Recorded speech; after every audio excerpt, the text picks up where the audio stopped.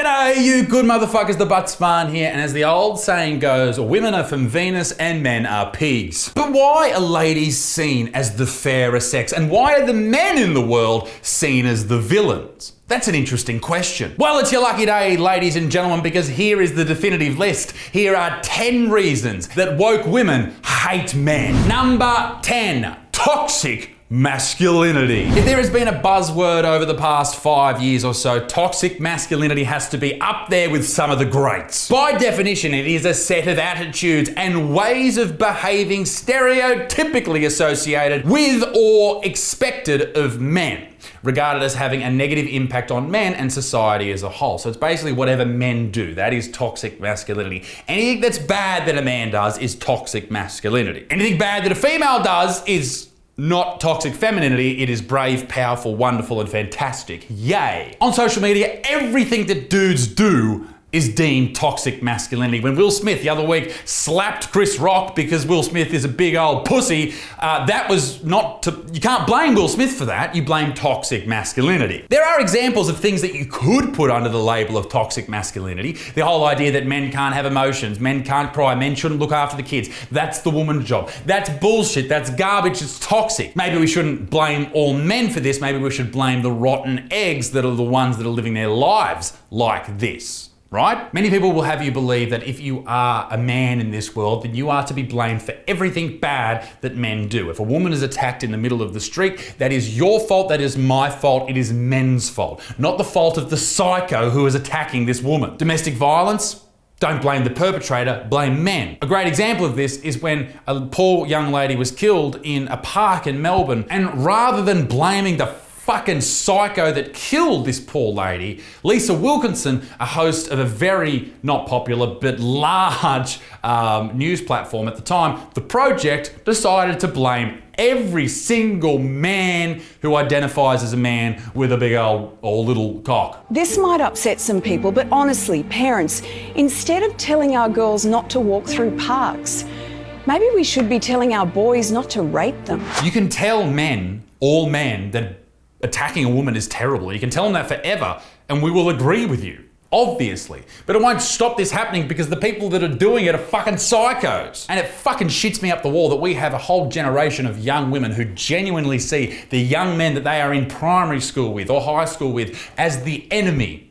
That's terrible for society. Real men are not assholes. Real men are good people, good leaders. They look after their family and their friends. They're not fucking pieces of shit. That is the end of this story. But not the end of the list. Here's another reason, number 9, slut shaming. What does slut shaming mean? It is the action or fact of stigmatizing a woman for engaging in behavior judged to be promiscuous or sexually provocative. Now, 20 years ago, I understand the slut shaming thing was a bit of a problem, because if you were a man and you saw a woman that had 3 sexual partners, you might call her a slut, and that's ridiculous. And I understand, you don't want to marry a chick who's rooted 100 blokes. In the same vein, you don't want to marry a bloke that's rooted 100 blokes.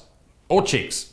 Probably not, I don't know. Do you want? You know what I'm saying? But I think the reason that society looks down on women who have slept with a lot of people or are easy in this situation is because it's so simple for them to get sex. For a man to get a lot of sex, he's got to be funny, intelligent, he's got to be all these things, he's got to be muscular, he's got to be good looking. For a lady to get sex, all she has to do is just slightly open her fucking legs, all right? That's why people get mad at OnlyFans people, because they're there buying fucking Lamborghinis and shit, and all they're doing is getting fingered on the internet, and every other fucking poor person has to go to work for 40 hours a week busting their ass in a job they hate. I think they have the right to have the shits with someone who gets their butt fingered for 25 minutes a week, not even 25 minutes a week, 2 minutes a week, and they're making 500K a year. And I don't know what the male version of a slut is, but whatever that is, if you're fucking a chick on camera, it's male sluttiness, all right? It just is. That's what it is. I guess that's the definition. It should be anyway. It should say in the dictionary, sucking dick on camera for OnlyFans, so people can jerk off to it and pay $25 a month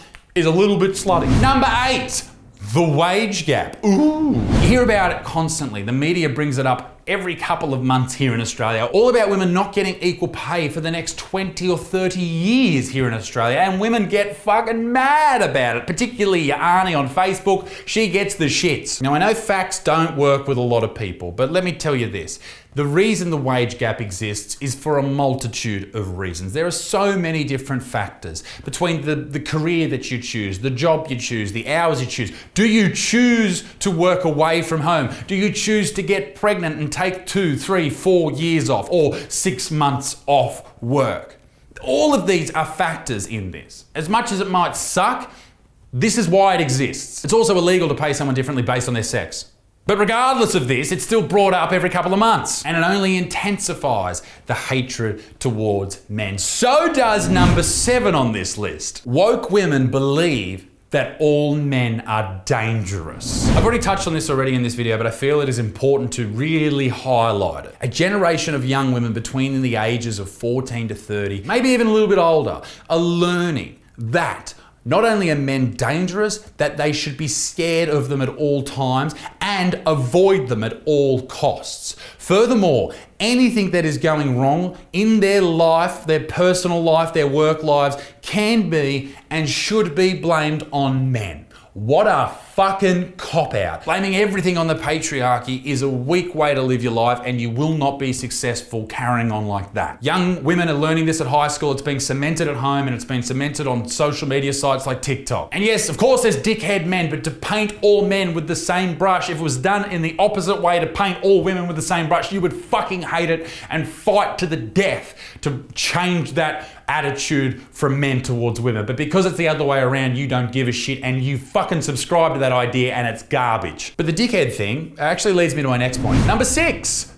Men are idiots. You will encounter dickheads from both genders. Yes, I said both. A couple of they, thems that maybe even be thrown into the mix just for fun. But for some people, when they date a couple of people in their lives, whether you're gay, straight, or whatever, you will find that maybe you accidentally date some bad people. Maybe you get a couple of bad people in a row, and then that taints your opinion of all people of that gender. How many dudes have you met who have just constantly have failed relationships and they say that they hate women? How many women do you meet, or divorced women that you meet, that say they hate men because they've just married a dickhead, or they've dated 6 dickheads in a row and someone cheated on them?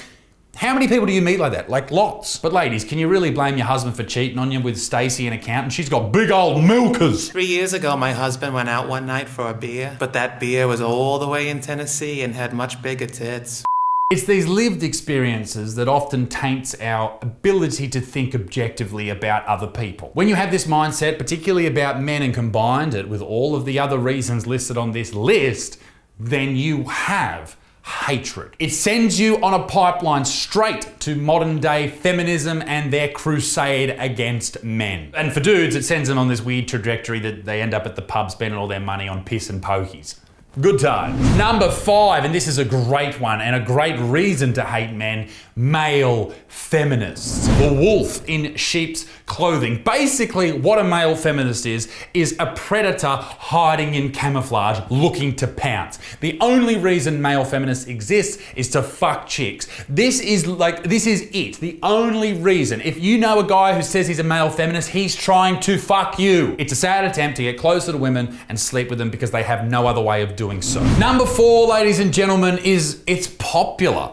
It's just popular to hate men. Look at every social media or mainstream media. It's fine for men to be the butt of the joke, which I think is absolutely true, but it's not fine for women to be the butt of the joke. And I think that's fucking ridiculous. How can you tell the wider community that you can joke about men, but you can never joke about women? What does that mean? Does that mean they can't handle it? Are they too delicate? What a fucking load of shit. And men just cop shit constantly. Like if you Google the problem with men, you'll find millions of results. Millions. Books, articles, everything. But if you Google the problem with women, you'll find also lots of, results.